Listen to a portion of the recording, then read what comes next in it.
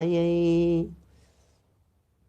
दर्पण तलैव सकला प्रतिफलति पदार्थ मालिका यत्र परमागमस्य बीजं निषेध्य जात्यन्धसिन्धुर्विधानं सकल नय विलसितानां विरोधमथनं नमाम्यनेकान्तम् विरोधमथनं नमाम्यनेकान्तम्।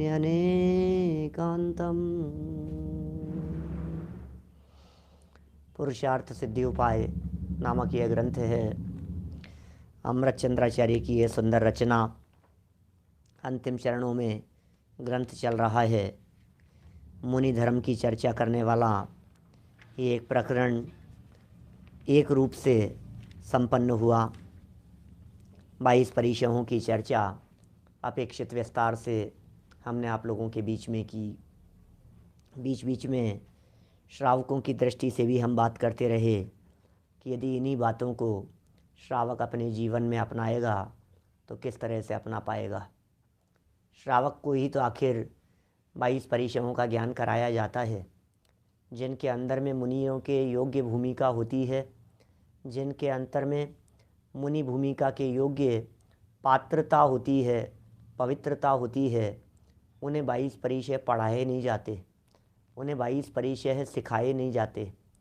22 परिचयों का सीखना, 22 परिचयों का पढ़ना, 12 तप, 10 धर्म, 5 समिति, 6 आवश्यक, इन सब बातों का देखना, जानना, समझना, पढ़ना, ये सब श्रावकों की भूमिका में ही होता है। क्योंकि मुनिराजों की तो भूमिका अंतर से होती है। अरे अंदर में ही जब परिणाम बदल गए, अंदर में जब स्तर बढ़ गया, तो अंदर का बढ़ा हुआ स्तर नियम से बाहर में प्रवृत्तियों को भी परिष्कृत कर देता है। अंदर का बढ़ा हुआ स्तर बाहर में जीवन को भी निर्मल बना देता है। 22 परिचय है, देख देख करके नहीं जीते जाते। परिचय है और उपसर्ग में क्या अंतर है आप जानते हैं? परिचय है और उपसर्ग, इनमें क्या अंतर हैं? मोटा मोटा अंतर, हमने बहुत सारे अंतर एक आध बार शायद पहले निकाले हैं। और परिचयों की संख्या निश्चित है, उपसर्गों की संख्या निश्चित नहीं है। परिचय है नेचुरल है, उपसर्ग किए जाते हैं। परिचय है सहना मुनिराजों के लिए आवश्यक है, उपसर्ग जीवन में आए तो आए और न आए तो न आए। परिचय है यदि सहने की सामर्थ्य न हो तो फिर दीक्षा नहीं लेना, ऐसा आगम वचन है। लेकिन उपसर्ग तो कुछ भी आ सकता है ना। परिचयों के लिए ये जीव पहले से तैयार होता है, उपसर्गों के लिए पूर्व तैयारी कुछ नहीं हो सकती है। परिचय है कंपलसरी है, उपसर्ग हो नहीं हो जरूरी नहीं है। परिचय है सहने की जो बात है, उन परिचयों को दूर श्रावक के माध्यम से नहीं किया जाना चाहिए। लेकिन यदि मुनिराज पर उपसर्ग हो तो दूर करने की जिम्मेदारी और जवाबदारी श्रावक की है नियम से। किसी भी मुनिराज के ऊपर यदि कोई उपसर्ग की परिस्थिति बनी है तो श्रावक की जिम्मेदारी बनती है, जवाबदारी बनती है कि वह मुनिराज के उपसर्ग को दूर करे। लेकिन कमल जी भाई साहब कोटा से, यदि किसी मुनिराज को कोई परिचय है दिखाई दे रही है तो श्रावक उसे दूर नहीं करेगा। यदि श्रावक परिचय को दूर करने का प्रयत्न करे तो वो मुनिराज के ऊपर उल्टा उपसर्ग बन जाता है। बात कुछ गंभीर कह गया हूँ, बीच में फ्लो में निकल नहीं जाए। कई बार कई बड़ी सभाओं में कहता हूँ यह बात, कहीं निकल नहीं जाए, ध्यान देना। आलोक जी भाई साहब कारंजा से, बोलो। उपसर्गों को दूर करने की जिम्मेदारी श्रावकों की है, लेकिन परिशहों को दूर करने का प्रयास उपसर्ग बन जाता है। क्या कह दिया मैंने? वापस वापस वापस ध्यान दीजिए। उपसर्गों को दूर करने की जिम्मेदारी श्रावकों की है। मनेराज पर यदि कोई उपसर्ग आ गया है तो श्रावक अवश्य उसे दूर करें, लेकिन परिशहों को दूर करने का प्रयत्न मनेराज पर उपसर्ग बन जाता है। ग्वाले का प्रसिद्ध उदाहरण है अपने यहाँ जिनागम में। क्या? एक ग्वाला ठंड के मौसम में जंगल से लौट रहा था और भयंकर ठंड थी। एक मुनिराज को नग्न दिगंबर अवस्था में देखा और नग्न दिगंबर अवस्था में देखकर उसे परिणाम आया कि भाई ये जो है कितनी ठंड है। उसने करुणापूर्वक उन्हें कंबल उड़ा दिया। उपसर्ग हो गया वो मुनिराज के ऊपर। अब मुनिराज वो कंबल चढ़ाव लगा हुआ है ना, वो हटाएंगे नहीं। अच्छा, कंबल लगा हुआ है या सांप पड़ा हुआ है, उपसर्गी तो है, हटाएंगे कैसे बताओ? बिल्कुल सहज रहेंगे, हटाएंगे नहीं, उल्टा उपसर्ग हो गया।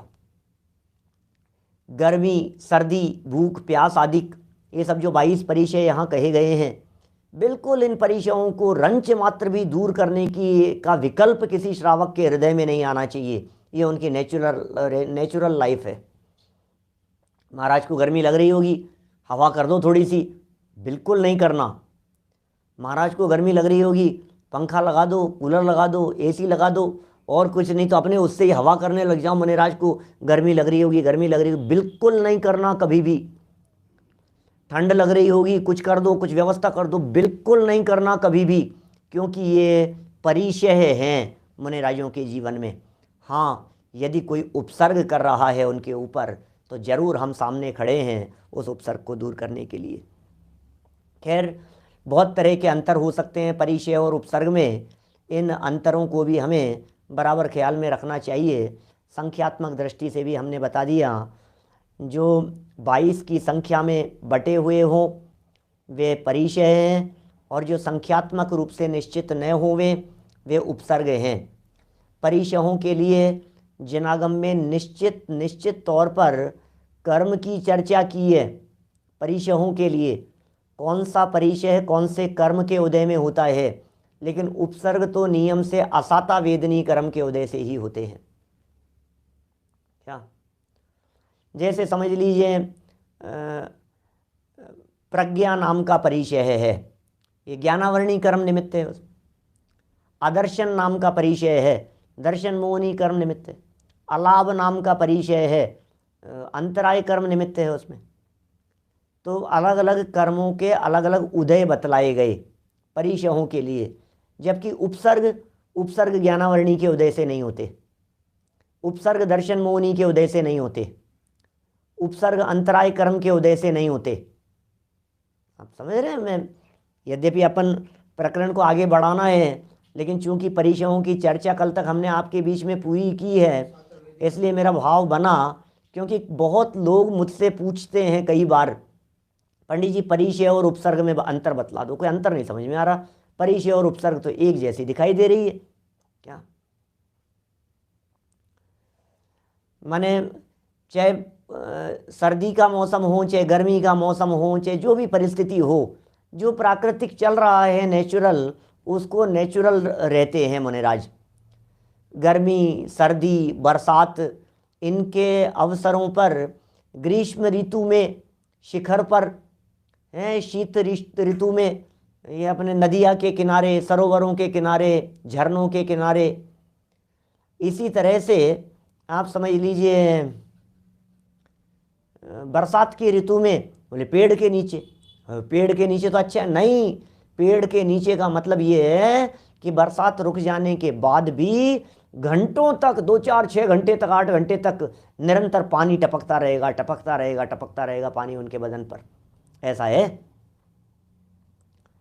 तो ये जो बातें कही हैं, माने मेरा कहने का मतलब, आप यदि तत्वार्थ सूत्र का 9वां अध्याय, जैसा कि मैंने कल उल्लेख किया था, आप उस प्रकरण को देखेंगे तो आपको बिल्कुल स्पष्ट ख्याल में आएगा 22 परिचयों में से कौन सी परिचय है, कौन से कर्म के उदय से होती है। और उपसर्ग नियम है, नियम। उपसर्ग किसी दूसरे कर्म के उदय से नहीं होता, सिर्फ एक ही कर्म का उदय निमित्त है उपसर्ग में, असाता वेदनी कर्म का उदय। बोलो, इसलिए कहा परिचयों के बारे में दीक्षा के पहले जान लेना, श्रावकों के लिए जानना है। मुनिराज तो फिर एक बार मुनि बन गए, इसका मतलब 3 कषाय चौकड़ी का अभाव हो गया। क्या अब 3 कषाय चौकड़ी का अभाव हो गया तो अब रास्ता पूछना थोड़ी ना है, अब तो उन्हें रास्ता मिल गया है, अब तो वे जगत के जीवों को रास्ता बताते हैं। चलिए खैर 251 नंबर पेज पर चलते हैं अपन 209 नंबर के श्लोक की तरफ। रत्नत्रय, श्रावकों के लिए रत्नत्रय की बात कर रहे हैं। सुंदर प्रकरण। वापस मुनि भूमिका से हम वापस आ रहे हैं अपनी तरफ लौट करके। 209 नंबर श्लोक, आपकी पुस्तकें कोई भी हो, कहीं से भी प्रकाशित हुई हो, 209 नंबर का श्लोक सब जगह पर एक जैसा होगा। इति रत्नत्रयमेतत् प्रतिसमयं विकलमपि गृहस्थेन परिपालनीयमनिशं निरत्ययां मुक्तिमभिलषिता। क्या कह रहे हैं देखिए, अन्वयार्थ। इति माने इस प्रकार, एतत् पूर्वोक्त सम्यक दर्शन, सम्यक ज्ञान, सम्यक चारित्र रूप रत्नत्रय। दिक्लम अपि, एक देश भी, निरत्ययाम अविनाशी, मुक्तिम अभिलषिता मुक्ति के चाहने वाले, गृहस्थेन अनिशम प्रतिसमयम परिपालनीयम गृहस्थ को निरंतर हर समय सेवन करना चाहिए। क्या कह रहे हैं? गृहस्थों को हर समय इन बातों का सेवन करना चाहिए, गृहस्थों को हर समय रत्नत्रय का सेवन करना चाहिए। हे गृहस्थों, अपनी भूमिका के अनुसार रत्नत्रय का सेवन करो। देखिए आगे चलते हैं। पुरानी पुस्तकों में 189 नंबर का पेज है, नई पुस्तकों में 252 252 नंबर पेज। देखिए अब आगे बढ़ गए अपन।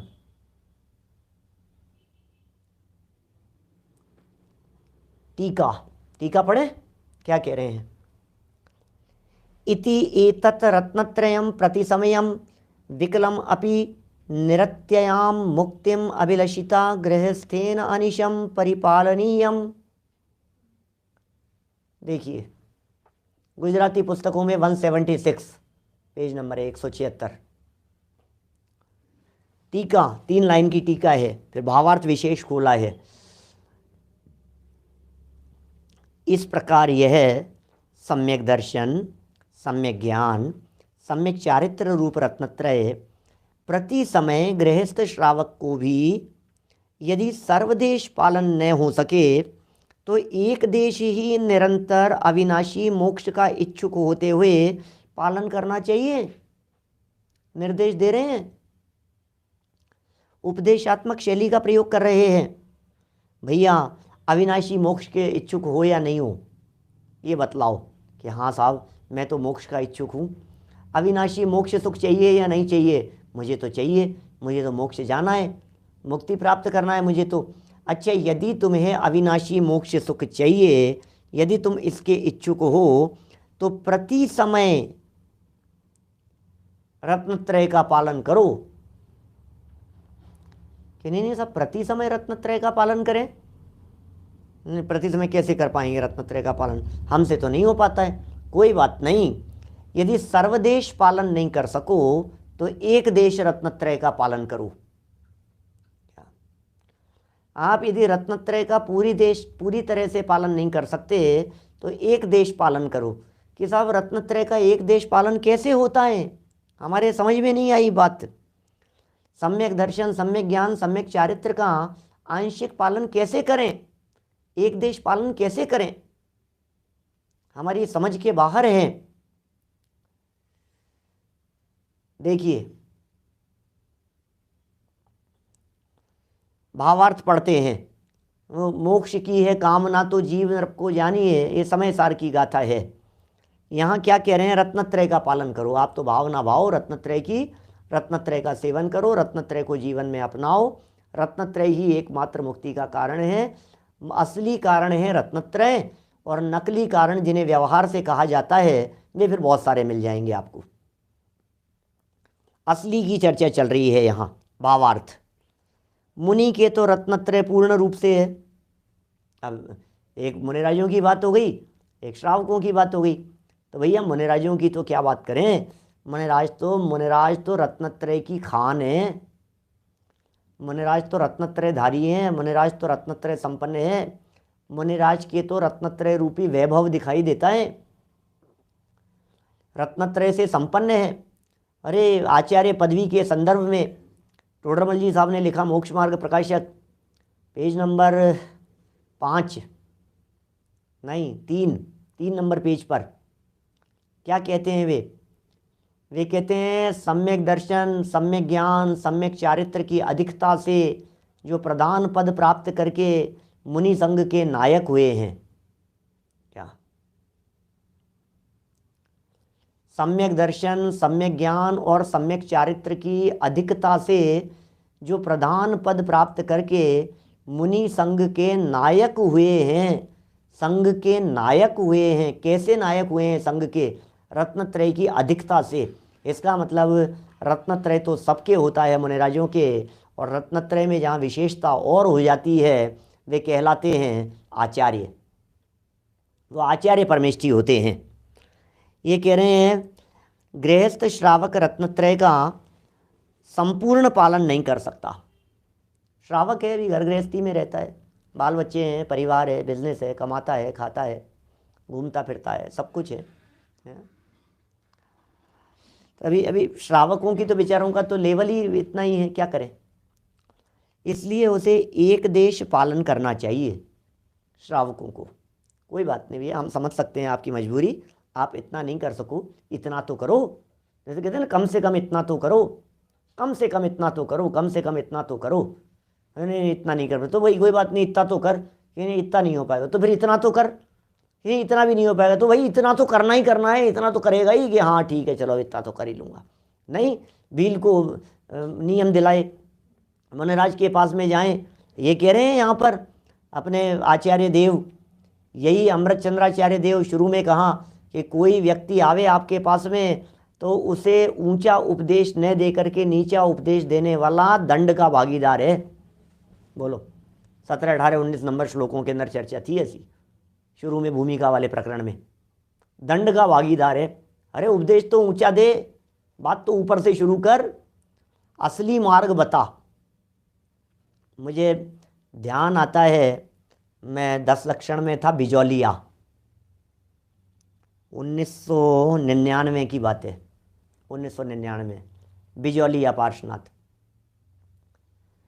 तो शाम को चर्चा चली, एक दिन पहले पहुंच गए थे, शाम को बहुत अच्छी चर्चा चली, बोलों पर चर्चा चल रही थी, बहुत अच्छी आध्यात्मिक चर्चा, प्रवचन हुआ अच्छा। और पूरा होने के बाद मैंने वहाँ प्रश्न पूछा कि भाई कल से तो 10 लक्षण शुरू हो रहा है, सामान्य सभा और सामान्य लोग भी बहुत सारे होंगे, तो चर्चा अपन जनरल करेंगे, कैसी करनी है जन सामान्य के हिसाब से। नॉर्मली ऐसा ही होता है जगह जगह 10 लक्षण में, सब जगह जहाँ भी जाते हैं। तो वहाँ मुकेश जी धनोपिया वे बोले, पंडित जी बेचारे 10 दिन के लिए तो आएंगे सुनने के लिए, और उनको 10 दिन में भी यदि अपन मूल बात नहीं बताएंगे तो बेचारे कब सुनेंगे। क्या बहुत अच्छी लगी मुझे बात भी ऐसी ही है। हम मूल बात नहीं बताएंगे तो फिर कैसे, व्यक्ति बड़ी मुश्किल से तो समय निकाल करके आया है और हम उसका समय कहानी किस्सों में निकाल देवें। मुझे बताइए, कहानी किस्से तो सारे दुनिया भर में जगत में आपको मिल जाएंगे ना। मैं यदि यहाँ आपको रोजाना 2-4 कहानियाँ सुनाऊँ और कहानियों में टाइम पास करता रहूँ मैं, तो फिर क्या सार्थकता है फिर उसकी। बड़ी मुश्किल से समय निकाल करके आराधक जीव आराधना की भावना से, आत्मकल्याण की भावना से एकत्रित होते हैं। साल भर जो करते हैं उनको तो जो भी हो सो ठीक है, लेकिन जो बेचारे सिर्फ 2 दिन के लिए ही आए, सिर्फ 10 दिन के लिए ही आए और आपने उनका 10 दिन का समय कहानी किस्सों में निकाल दिया, तो ये तो समझदारी की बात नहीं है। इसलिए मूल बात बतलाओ, असली बात बतलाओ, रत्नत्रय धर्म है ये बात बतलाओ। भक्ति पूजन में तो बिना सिखाए सीख जाएगा। उपवास करना चाहिए कि नहीं करना चाहिए, कि व्रत लेने चाहिए, कि पूजन करनी चाहिए, कि भक्ति करनी चाहिए, अनादि काल से इस जीव को व्यवहार का पक्ष बैठा हुआ है, बिना सिखाए ही सीख रहा है। सब सीख लेगा वातावरण से, अपने आप माहौल में, प्रतिष्ठाओं में, पंचकल्याणकों में, विधानों में। कोई दम नहीं है, कोई ज़रूरत नहीं है उन सब बातों की ज़्यादा विस्तार में जाने की। सब हो जाता है, ऑटोमेटिक चलता है ये तो सब। यहाँ तो ये बात सिखाने की ज़रूरत है भैया, जैसा बन पड़े रत्नत्रय का पालन कर। जितना हो सके रत्नत्रय का अधिकारी है, पूरी तरह से रत्नत्रय का पालन हो सके तो बहुत अच्छी बात है, और यदि पूरी तरह से रत्नत्रय का पालन नहीं हो सके तो आंशिक रूप से रत्नत्रय का पालन कर, लेकिन पालन रत्नत्रय का कर। समझा रहे हैं, अभी उसको खोलेंगे, अंश मात्र रत्नत्रय की चर्चा करेंगे, रत्नत्रय की आंशिकता को, व्यवहार की बात भी करेंगे, कोई दिक्कत नहीं है, हमें कोई हठाग्रह थोड़ी ना है। देखिए क्या कह रहे हैं, इसलिए उसे एक देश पालन करना चाहिए गृहस्थ को। किसी भी दशा में उसे रत्नत्रय से विमुख नहीं होना चाहिए, क्योंकि वह रत्नत्रय ही मुक्ति का कारण है। मुक्ति का असली कारण तो रत्नत्रय ही है। आपका रत्नत्रय तो धरा रह गया और काम आप दूसरा करने लगे, बोले ऐसा नहीं चलेगा भाई साहब। असली बात तो यही है, मूल बात छोड़ करके कुछ भी नहीं होगा। इसलिए जितना बन सके इस मूल का अनुसरण करो, जितना बन सके असली चीज को पकड़ो, जितना बन सके मूल बात को पकड़ने की कोशिश करो। ऊपर ऊपर मत समय वेस्ट करो, सरसता और सरलता का व्यामोह छोड़ दो। सच में ये जिनागम को प्राप्त करना है, जिनागम के मर्म को, रहस्य को समझना है, तो ऊपर ऊपर की चिकनी चुपड़ी बातों में मत उलझो, असली मर्म तक, तह तक पहुंचने का प्रयत्न करो भैया। ये मनुष्य जीवन हमारे को सूक्ष्म बातों को गहराई से समझने के लिए मिला है। नारकी जीवों को ये अवसर नहीं है, तिर्यंच गति के जीवों के पास में इतनी बुद्धि नहीं है। देवगति के जीव भोगों में उलझे फंसे हुए हैं, हमारे पास में बुद्धि मिली है, तो जिनागम की इन गुत्थियों को गहराई से समझें, उपयोग लगा करके समझें, इसलिए मिली है। सैनी पंचेंद्रिय हैं, मनुष्य जीवन को बहुत उपयोग की एकाग्रता पूर्वक इन तत्व की बातों को समझने में लगाना चाहिए। सरल सरल बातें भी आती है, कभी सूक्ष्म बातें भी आएगी, लेकिन प्रयत्न तो किया जाना चाहिए इन भेद विज्ञान की बातों को समझने का। आखिर जनवाणी कहना क्या चाहती है? सोचो जरा कहता क्या है जैन धर्म, बड़ी मुश्किल से पाया है मानव जन्म। सोचो जरा, सोचो जरा कहता क्या है जैन धर्म, बड़ी मुश्किल से पाया है मानव जन्म। सिद्ध सी सभी की आत्मा, सिद्ध सी सभी की आत्मा। सोचो जरा कहता क्या है ये जैन धर्म, क्या कह रहा है, ये जनवाणी क्या कह रही है भैया। ये भेद विज्ञान की बातें, ये जनवाणी की बातें, ये तत्व ज्ञान की बातें, ये क्या कह रही है भाई साहब। ये जनवाणी क्या है? पंचभाव क्या है? 4 अभाव क्या है? कर्म सिद्धांत क्या है? लोक अलोक परलोक क्या है? पारिणामिक भाव, शुद्ध पारिणामिक भाव, क्या पारिणामिक भाव अशुद्ध भी होता है क्या? क्या है चैतन्य तत्व, क्या है उसकी शक्तियाँ, क्या है उसके गुणधर्म, जानने में उपयोग तो लगाओ, गहराई से लगाना चाहिए। व्यापार में कैसे लगाता है? बिना सोचे समझे किसी के कहने से ऐसे ही पैसे नहीं लगा देता है, ऐसे ही किसी को इन्वेस्ट नहीं कर देता है, ऐसे ही किसी को पैसे दे नहीं देता है। 10 तरफ से जांच पड़ताल करता है। अपनी पुत्री देनी हो कहीं तो कितनी जांच पड़ताल करता है। किसी की पुत्री अपने घर में लानी हो बहू बनाकर, कितनी जांच पड़ताल करता है, कितना सावधानी से विचार करता है उसके बारे में। दुनिया का कौन सा काम ऐसा है जो आप बिना विचार किए हुए करते हो? ये तो हिंदी कवि की पंक्तियां हैं ना, बिना विचारे जो करे सो पीछे पछताए, काम बिगाड़े आपनो जग में होत हंसाए। बिना विचारे जो करे सो पीछे पछताए। भैया बिना विचार किए हुए जो कुछ भी करोगे पीछे पछताना पड़ेगा, इसलिए पहले विचार कर लो, पहले विचार कर लो। पहले विचार क्यों नहीं किया आपने? हर चीज़ में विचार करता है, हर चीज़ में विचार करता है। समय अनुकूल है भाई साहब, सही कह रहे हैं, अनुकूल समय आ गया है, सच में बहुत अनुकूल समय आ गया है।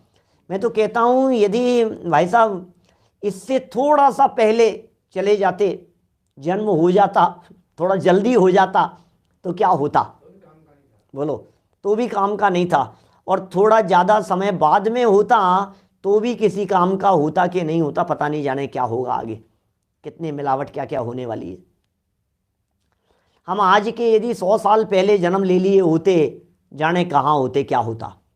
100-150 साल पहले यदि हमारा जन्म होता ना, हम कहाँ उलझे फंसे होते, कहाँ तत्व की बातें कौन सी इतनी गहराई से मिलती हमारे को, बड़ा मुश्किल था। और आज के 100-150 साल बाद में यदि हमारा जन्म हो जाता तो जाने क्या होता, पता नहीं। ये शुद्ध आत्म तत्व की बातें कितनी मिलेगी, पढ़ने सुनने जानने को मिलेगी कि नहीं मिलेंगी, क्या होगा। बड़े भाग्य से हमारा इस काल में जन्म हुआ है, जहाँ गारंटी है हमारे को इससे ज़्यादा अच्छा अवसर पूरे पंचम काल के अंदर नहीं मिलेगा आपको। पूरे पंचम काल में बहुत दुर्लभ है, बहुत दुर्लभ है, रेयर केस है। मैं ऐसा असंभव तो नहीं कहता हूँ कि ऐसा क्या होगा, लेकिन वर्तमान में जो समय आ गया है ये बहुत उत्तम काल है। आज़ाद भारत में हमने जन्म लिया है। आप परतंत्र देश में जन्म लेते, अंग्रेजों के लड़ाई झगड़ों के अंदर, मुसलमानों के इसमें उसमें उलझे फंसे रहते, राजनीतिकता में, दंगों में, फसादों में, लड़ाई झगड़ों में, मंदिर विध्वंस किए जा रहे हैं, प्रतिमाएं तोड़ी जा रही है, शास्त्र जलाए जा रहे हैं, होली जलाई जा रही है, न मालूम क्या क्या तांडव नहीं हुए हैं भूतकाल में। अपने लिए तो सच में चतुर्थ काल है, पिताजी साहब सही कह रहे हैं आप, अपने लिए तो सच में चतुर्थ काल है। और चतुर्थ काल क्या होता होगा संजय जी भाई साहब विदिशा से बोलो? और चतुर्थ काल क्या होता होगा? क्या होता है चतुर्थ काल में? चतुर्थ काल में तीर्थंकर परमात्मा क्या बताते हैं, बतलाइए, क्या बताते हैं? यही तो बताते होंगे। अच्छा, बताते ही तो होंगे, हाथ पे थोड़ी ना रखते होंगे। ज्ञानचंद जी भाई साहब कोटा से बोलो, सुरेंद्र जी भाई साहब। तीर्थंकर परमात्मा समो शरण में बैठकर आत्मा के बारे में बताते हैं कि आत्मा दिखाते हैं ऐसे रख करके, ले भैया ये देख, ये शरीर ऐसा ऐसा अलग कर दिया, ये शरीर एक तरफ है, ये देख मैं तेरे को प्रैक्टिकल दिखाता हूं, इधर शरीर इधर आत्मा, ऐसा ऐसा दिखाते हैं, ऐसा अलग अलग करते हैं। जवान से ही तो कहते हैं भैया शरीर अलग है और आत्मा अलग है, बोलो। शरीर अलग है और आत्मा अलग है, ये बातें जवान से ही तो बोल रहे हैं, इसके अलावा तो और कुछ नहीं है ना। और वही बात जवान से यहाँ मिल गई है हमारे को, गुरुदेव से मिल गई है, टोडरमल जी जैसे महापुरुषों का ग्रंथ मिल गए हैं, खुलासे हो गए हैं। 100-150 साल पहले टोडरमल जी के ग्रंथ को भी शायद पढ़ा नहीं जाता था इतना प्रमुखता से, इतना प्रचारित नहीं था। विद्यालय खुल गए हैं जगह जगह, दादा का समागम मिल गया है, सानिध्य मिल गया है, तर्क और युक्ति की कसौटी पर ये सब बातें खोल खोल करके सामने रख दी हैं। चलिए खैर, भाग्यशाली तो हैं, अब उस भाग्य का सदुपयोग करें अपन, रत्नत्रय का पालन करने के लिए कह रहे हैं यहाँ। देखिए आप क्या कह रहे हैं, देखिए, मुनि का रत्नत्रय महाव्रत के योग से साक्षात मोक्ष का कारण है। ये तो मुनिराजों का रत्नत्रय है। मुनिराज तो भैया मुक्ति की तलेटी में बैठे हैं मानो, मुनिराज तो साक्षात बैठे हुए हैं, और ये गए बस सिद्धालय में जाके बैठ गए ऐसे मुनिराज तो बस चले चले हैं। क्या होता होगा चौथे काल में, जब चौथा काल वर्तता है भरत क्षेत्र में, विदेश क्षेत्र में, ढाई द्वीप में, चारों तरफ जब चौथा काल होता है, उस समय क्या स्थिति होती है? विदेह में तो आज भी चौथा है। जब चारों तरफ पूरे ढाई द्वीप में ये चौथा काल होता है, on an average per day 3-4 लोगों को निर्वाण की प्राप्ति होती है। ओम प्रकाश जी साहब, ऑन एन एवरेज 3-4 लोग रोज, क्या आज इनको हो गया और इनको भी हो गया, और आज इनको हो गया, जैसे जैसे कोरोना के काल में अपन रोजाना परलोक सिधारने की खबरें सुन रहे थे ना, अरे ये क्या हुआ, अरे ये क्या हुआ, आज ये आज ये आज ये रोज ही हो रहा है, ऐसे रोजाना सिद्ध बनने की खबरें ये चौथे काल में चलती है। विदेश क्षेत्र में भी चल रही होंगी। ये मोक्ष हो गया, ये मोक्ष हो गया। किनको होता है? अरे छठे सातवें गुणस्थान में झूल रहे हैं मुनिराज, अरे क्या पता 2 मिनट बाद में खबर मिले ये अरंत बन गए। अरे अभी उन मुनिराज के दर्शन करके आ रहे थे, आज हमारे यहाँ चौका हुआ था, हमारे चौके में आहार हुआ था मुनिराज का, और ये आहार करके गए थे, और अभी 5 मिनट बाद में, अभी तो गए थे आहार करके, और अभी खबर मिल गई ये अनंत भगवान बन गए। और ऐसा होता है क्या? सच में मुनिराज ऐसे ही होते हैं, मुनिराजों का ऐसा ही स्वरूप होता है क्या? बोलो, सुनो जरा क्या कह रहे हैं। वो हमारे संजय जी जेवर वालों ने कथा सुनाई थी ना, वो घर से चले गए थे, आए ही नहीं, घर से रूट करके चले गए थे। अभी उसमें भी सुनी थी, क्या बोलते हैं, हमारे ज्ञान वैराग्य महोत्सव में भी, बोले आए ही नहीं, वो क्या हुआ? बोले वहां तो परिणाम ऐसे रमे, वो तो केवल ज्ञान ले लिया, वो तो भगवान बन गए। ऐसे कैसे भगवान बन गए पूछे बिना। बड़ी बड़ी विचित्रता है भाई, जगत की, संसार की है। देखो जरा क्या कह रहे हैं, मुनिराज का रत्नत्रय, मुनिराज का रत्नत्रय, नेटवर्क हल्का आ रहा है क्या थोड़ा सा? पता नहीं, मुझे पता नहीं लगता है। देखो मुनिराज का रत्नत्रय महाव्रत के योग से, महाव्रती तो है ही वे मुनिराज, महाव्रत के योग से साक्षात मोक्ष का कारण है। मुनिराजों का रत्नत्रय तो साक्षात मुक्ति का कारण है। और श्रावक का रत्नत्रय, भरत भाई दादर से बोलो क्या कह रहे हैं? श्रावक का रत्नत्रय अणुव्रत के योग से परंपरा मोक्ष का कारण है। बोलो क्या कह रहे हैं? श्रावक का रत्नत्रय अणुव्रत वालों, अणुव्रत के साथ में है। मुनिराजों का रत्नत्रय महाव्रत के साथ में है। मुनिराजों का रत्नत्रय साक्षात मोक्ष का कारण है, और श्रावकों का रत्नत्रय परंपरा मोक्ष का कारण है। अभी तो श्रावक है ना, अभी तो, अभी इसको टाइम लगेगा, अभी हो रहा है, अभी ये बढ़ रहा है, अभी परिपक्वता इसकी हो रही है, धीरे धीरे ये मोक्ष की प्राप्ति करेगा। ये परंपरा मोक्ष का कारण है। अर्थात जिस श्रावक को सम्यक दर्शन हो जाता है उसका अल्प ज्ञान भी सम्यक ज्ञान, परंपरा, परंपरा, परंपरा क्या चीज़ है?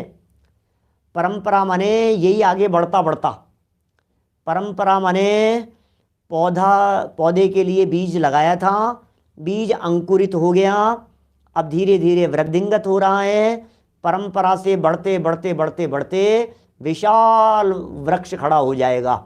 ये परंपरा, परंपरा माने स्टेप बाय स्टेप, परंपरा माने इसी क्रम से आगे चलते चलते चलते चलते, इसका नाम है परंपरा, इसे परंपरा कहते हैं। देखो क्या कहा, श्रावक के बारे में बात कर रहे हैं। जिस श्रावक को सम्यक दर्शन हो जाता है, ये तो मस्ट है भाई साहब, तत्रादौ सम्यक्त्वम, इसी पुरुषार्थ सिद्धि उपाय का वचन था ना, तत्रादौ सम्यक्त्वम। सबसे पहले श्रावकाचार ग्रंथों में श्रावकों के लिए सबसे फर्स्ट स्टेप यदि कोई लेने योग्य है तो सबसे पहले सम्यक दर्शन लेने योग्य है। सम्यक दर्शन बिना श्रद्धा के काम नहीं चलेगा। मोक्ष महल की पहली सीढ़ी दौलत राम जी ने प्ररूपित किया है। मोक्ष महल की प्रथम सीढ़ी, या बिन ज्ञान चरिता सम्यकता न लहे सो दर्शन, धारो भव्य पवित्रा। मोक्ष महल की पहली सीढ़ी, तो जिनको सम्यक दर्शन तो हो गया, बात तो वहाँ के आगे की है। सम्यक दर्शन के पहले तो कोई बात ही नहीं है क्या? सम्यक दर्शन के पहले तो कोई चर्चा ही नहीं है। तो श्रावक को सम्यक दर्शन हो जाता है, उसका अल्प ज्ञान भी है, थोड़ा भी है, कोई दिक्कत नहीं है, तो भी सम्यक ज्ञान है।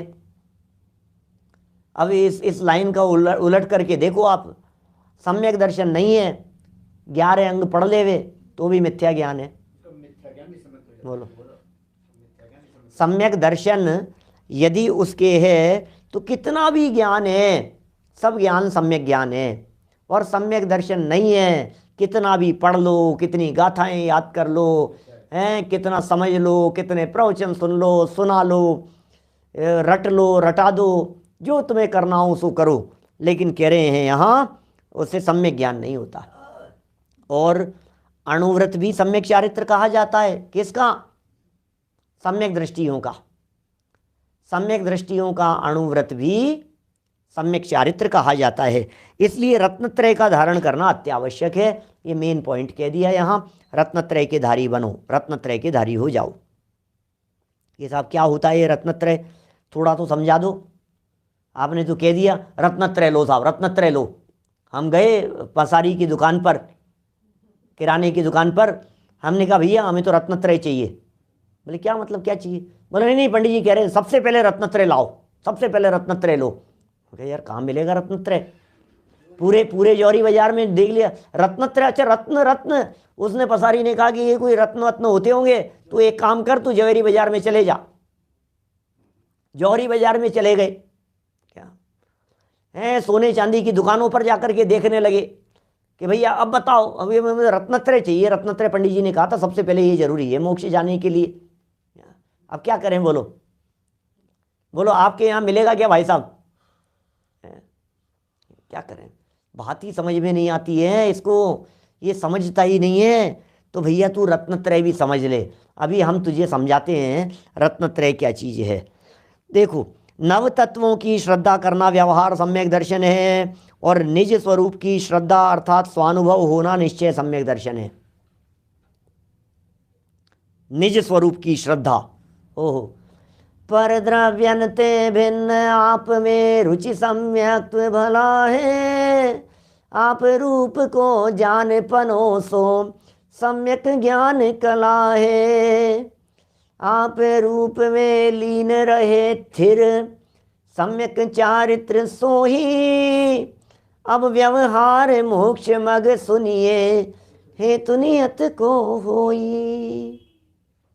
जीव अजीव तत्व अरु आश्रव बंदरु संबर जा, ये 7 तत्व की श्रद्धा व्यवहार है। ये कहने के लिए पूरी चढ़ाला थोड़ी ना सुनानी है, तीसरी ढाल सुनानी थोड़ी ना। लेकिन जीव अजीव तत्व अरु आश्रव बंदरु संवर जानो, निर्जर मोक्ष कहे जिन तिनको ज्यों का त्यों सरधानो, है सोई समकित व्यवहारी। 7 तत्व की श्रद्धा करने वाला व्यवहार सम्यक दृष्टि है, और परद्रव्य से भिन्न आत्मा की श्रद्धा करने वाला निश्चय सम्यक दृष्टि है। बोलो क्या करना है? आप में रुचि, क्या परद्रव्यंते भिन्न आप में रुचि, क्या बात है वास्तव में। इस लाइन को तो देखो तो ऐसा घोट के पी जाओ इस लाइन को, इतना अमृत रस भरा है इस लाइन में, तो कितना मजा आता है। आप में रुचि, आप में, आपकी किस में रुचि है भाई साहब?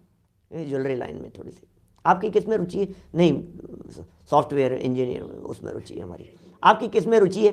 नहीं नहीं, इसकी प्राकृत लैंग्वेज में बहुत अच्छी रुचि है इसकी, इसकी बोलो संस्कृत में बहुत रुचि है। आपकी किस में रुचि? नहीं, अपने प्रवचन में रुचि है, बहुत प्रवचन में बहुत रुचि है पंडित जी। अपने इनकी तो विधानों में बहुत रुचि है। अरे कहाँ रुचि है तेरी, अपने आप में रुचि है नहीं, सारी दुनिया में रुचि रखता है। जिसे दुनिया भर की रुचि नहीं, अपने आत्मा की रुचि होती है, उसे कहते हैं सम्यक दर्शन हो गया। आप में रुचि, अपने आप में रुचि का नाम सम्यक दर्शन है। क्या रुचता है भाई, क्या पसंद आता है? अपना गायक पसंद आता है या नहीं, अपना आत्मा पसंद आता है या नहीं? जिसे आत्मा पसंद आता है उसे भोग पसंद नहीं आते। निरुपम भाई खारा बोलो। जिन्हें आत्मा पसंद आता है उन्हें बिजनेस पसंद नहीं आता। जिन्हें आत्मा पसंद आता है उन्हें पंचेंद्रियों के विषय भोग पसंद नहीं आते। जिन्हें आत्मा पसंद आता है उन्हें टीवी वीवी पसंद नहीं आती। क्या? जिन्हें आत्मा पसंद आता है उन्हें गाड़ियाँ पसंद नहीं आती, उन्हें घूमना फिरना पसंद नहीं आता। जिन्हें आत्मा पसंद आता है ना, उसका नाम रत्नत्रय सम्यक दर्शन है। आत्मा पसंद, ऊंचे लो ऊंची पसंद है, ऐसा है ना। ये जो आत्मा की जिनकी पसंद आत्मा है वो कौन होंगे बतलाओ, बोलो। जिनकी पसंद आत्मा है, तुझे रुचता है कि नहीं रुचता है? वैनश्री का बोल, बोलो। तुझे सारे दुनिया भर में कहीं नहीं रुचता हो तो सब तरफ से दृष्टि हटाकर अपने आत्मा में लगा, तुझे जरूर रुचेगा, तुझे जरूर पसंद आएगा। अरे रुचे ही रुचे, आत्मा का रस ही ऐसा ही है, आत्मा का आनंद ही ऐसा ही है। रुचि नहीं, ऐसा होता ही नहीं है। पर द्रव्यंते भिन्न आप में रुचि, आप में रुचि। पैसे में रुचि है, हो बहुत रुचि है भाई साहब, पैसे में तो क्या बात करते हो। पैसे की तो बात चलते ही हमारे तो चेहरा खिल जाता है एकदम। मार्केट में रुचि है आपकी, एकदम ऐसे लगे कि भाई साहब लॉटरी खुल गई आपकी। अब देखो आप इसकी रुचि तो देखो आप, रुचि का ठिकाना नहीं दिखता है। नहीं भैया, ये क्या कह रहे हैं, कहाँ तक पढ़ लिए अपन। नव तत्वों की श्रद्धा करो, जीव अजीवादिक की। पुण्य पाप मिला करके 9 तत्व हो जाते हैं। जीव अजीवादिक 7 तत्व हैं, पुण्य पाप मिला देते हैं तो 9 तत्व कह देते हैं उनको। इनकी श्रद्धा करना ये व्यवहार सम्यक दर्शन है। व्यवहार सम्यक दर्शन हो गया इनकी। फिर कह रहे हैं और निज स्वरूप की श्रद्धा, निज स्वरूप की श्रद्धा अर्थात स्वानुभव होना, ये निश्चय सम्यक दर्शन है। ओहो, ये क्या निश्चय सम्यक दर्शन की व्याख्या कर रहे हैं। सम्यक दर्शन हो गया, यदि सम्यक दर्शन हो गया हो तो फिर सम्यक ज्ञान की बात करें। हुआ कि नहीं हुआ है? अरे नहीं पंडित जी, ऐसे कैसे हो जाएगा, आप भी कैसी बात कर रहे हो, ऐसे कोई सम्यक दर्शन होता है क्या, आपने कह दिया और हो गया। प्रथमानुयोग उठा करके देखो, ऐसे ही होता है। आपने इस सम्यक दर्शन को कठिन मान लिया है। आपको ऐसा लग रहा है ऐसे कोई हो सकता है क्या, क्या बात कर रहे हो यार। आपने प्रवचन में बोला अरे सम्यक दर्शन, अरे ऐसे हो गया, ऐसे ऐसे मजाक समझ रखी है आपने। कोई इतना आसान है क्या, कोई इतना ही आसान होता तो सब सम्यक दृष्टि हो जाते। भैया आसान तो इतना ही है, मैं क्या बताऊं तुम्हारे को। सही कह रहा हूं मैं, आसान तो सच में इतना ही है, लेकिन हमने उसको कठिन समझ रखा है, हमने उसे कठिन मान रखा है। हमने ऐसा समझ रखा है बहुत कठिन है, बहुत कठिन है। देखो ना, महावीर स्वामी ने उपदेश दिया, ये सम्यक दर्शन हो गया। 2 मुनिराजों ने उपदेश दिया, शेर सम्यक दर्शन हो गया। ले, ये हाथी तांडव मचा रहा था, मुनिराज ने देखा उपदेश दिया, सम्यक दर्शन हो गया। मेंढक को सम्यक दर्शन हो गया। ये क्या है, ऐसा लगता है जैसे प्रथमानुयोग में तो सम्यक दर्शन बट रहा है। मुकेश जी भाई साहब, मुकेश जी तन्मय, हमारे वरिष्ठ विद्वान, बोलो। ऐसा लगता है प्रथमानुयोग को पढ़ते हैं तो माने बट रहा है, सम्यक दर्शन बट रहा है। लो ये आया, ले सम्यक दर्शन, सम्यक दर्शन हो गया। क्या क्या खेल है यार, समझ में नहीं आता है। और यहाँ सम्यक दर्शन के नाम से ही ऐसा लगता है हो कैसे हो जाएगा, हो कैसे हो जाएगा सम्यक दर्शन। तो कैसे होता है मुझे ये बता दो, और होता कैसे है, होता कैसे ये तो बता दो। कैसे भी होता हो, लेकिन ऐसे तो नहीं होगा जैसे आप बता रहे हो। तो फिर कैसे होगा, आप बता दो हमारे को। भैया ऐसे ही होता है, सम्यक दर्शन इतना ही आसान है। देखो क्षीर सागर वाले अजय जी भाई साहब क्या कह रहे हैं, ऐसा ही है ये क्षीर सागर के जल से अभिषेक होना ये कोई कठिन काम नहीं है। आप हम लोग लाइन में लगे हैं, कभी भी हो सकता है। देखिए, जिनागम से आगम पूर्वक 7 अथवा 9 तत्वों को जान लेना ये व्यवहार सम्यक ज्ञान है। उपचार से कहा जाता है, व्यवहार सम्यक ज्ञान कहते हैं इसे। और निज स्वरूप का भान अर्थात आत्मज्ञान ये निश्चय सम्यक ज्ञान है। बोलो, ये निश्चय सम्यक ज्ञान है, वो व्यवहार सम्यक ज्ञान है।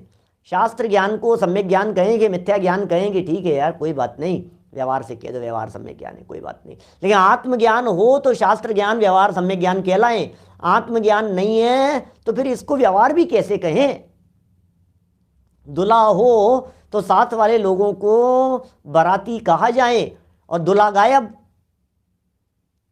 कौन है कि साहब बाराती है, बाराती है। कि दुल्हा कौन है, कि दुल्हा कोई नहीं है, नहीं कोई तो होगा दुल्हा, कि नहीं दुल्हा तो है ही नहीं, दूल्हे का क्या लेना देना है।